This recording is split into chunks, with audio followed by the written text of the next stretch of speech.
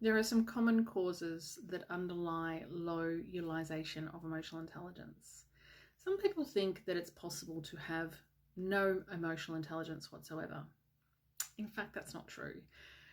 You do have emotional intelligence at all times. It's just a case of whether it's the situation or context of when you utilize your emotional intelligence really well or not at all. Sometimes I'm great at emotional intelligence. I really know what I'm doing. I can perceive, I can manage. I'm focused on understanding the needs of others and how to manage my stress and solve amazing problems. And then there's other times where I don't have a lot in my tank and I'm tired and or I'm just highly feeling the emotions and therefore not able to articulate myself very well. And so I might demonstrate low emotional intelligence and high reactivity. And yet there are some additional underlying causes of low emotional intelligence that we see, and I commonly see in my clients. For example, your upbringing. If you weren't raised in a way that enabled you to be aware of your emotions and to manage them, but also if you were in a highly stressful family environment where you were constantly on react mode, protection, have to take care of myself, I don't know what I'm up against all the time, you're always going to be on guard. And so you're not going to have necessarily the skills required to manage your emotions well. Similarly, if you have low social exposure, you won't know how to interact with others well.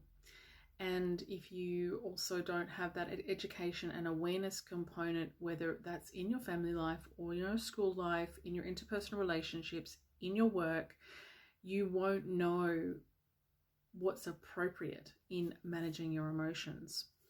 Cultural intelligence plays a role here as well, of course, because the culture in which we're raised will inform how we process and demonstrate our emotions. Different cultures have different social construct rules for the demonstration and management of emotions, and likewise mental health.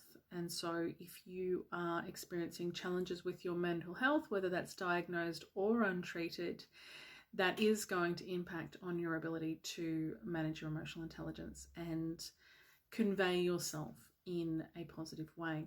And finally, traumas.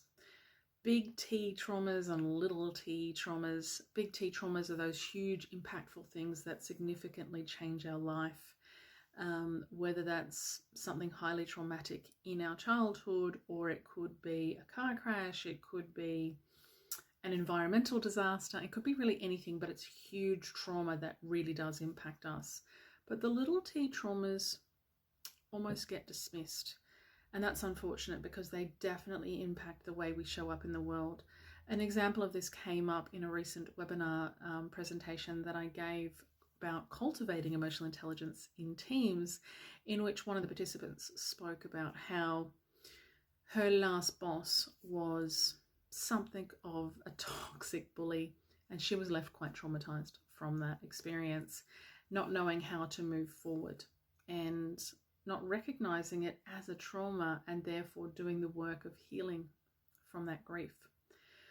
So there are many ways that emotional intelligence can be managed, but also if you don't take stock of those underlying causes, it will also impact on how you're able to manage your emotional intelligence.